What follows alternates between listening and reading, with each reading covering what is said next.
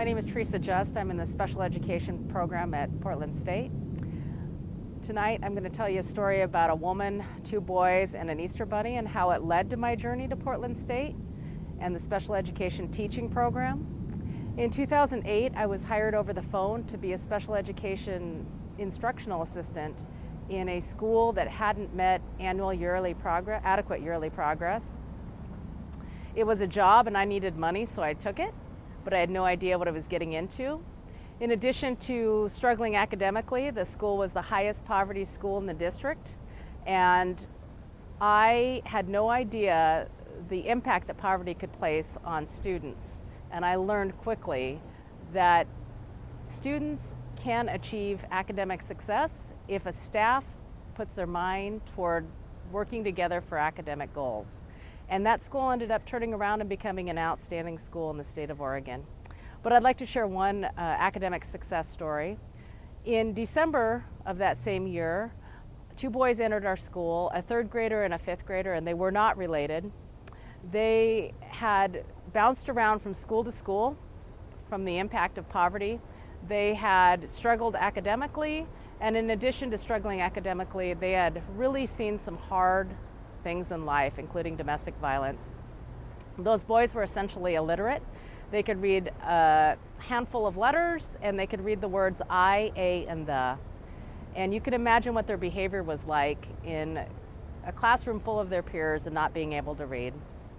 I was given the job of teaching them a direct instruction reading program, 5 days a week, an hour a day. And it wasn't until 2 years down the road that I was told that nobody else was willing to take the group of boys because of the behavior and because the academic challenge seemed nearly impossible. Regardless, it was a job and I didn't know any better, so we began to work together.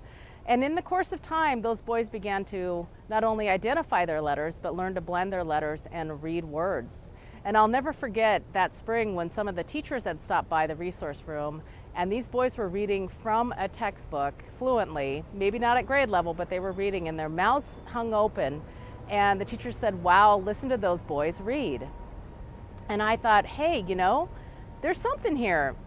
Maybe that the impossible is not always impossible if you really work hard at doing the right sort of instruction. In the spring of that year, the older boy's mother stopped into the school, and she spoke Spanish and I spoke English, so we were not able to connect. But I later was told that she had come into the school looking for the woman who had taught her son how to read. And she said for the first time in his life, he was not fighting her to go to school. He actually felt like he belonged in his classroom with his peers. He was actually learning to read.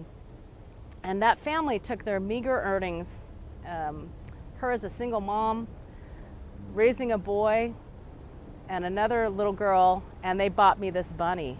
And the feeling that I got from that was just priceless.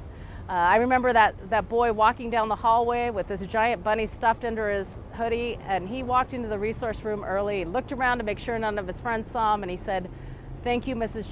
Just thank you, thank you, thank you." And I felt like this was the best gift I could ever receive. I continued as an instructional assistant until June of last year, when I lost my job because of budget cuts, and I had no idea how I was going to pay for special education classes at Portland State. But the donors at the school were so generous that they were able to give me scholarships to allow me to transfer from the 2-year part-time program to the 1-year full-time program. And as of yesterday, I just found out that I will be graduating on time, and I also received a job offer from that same school district to be a learning specialist, and I will be teaching more children to read come fall. So I can't thank the donors enough for their generosity, and I also want to thank the donors for their commitment to education, because they really understand that educating teachers the right way is the way to get the best education into the schools. So thank you very much for your generosity.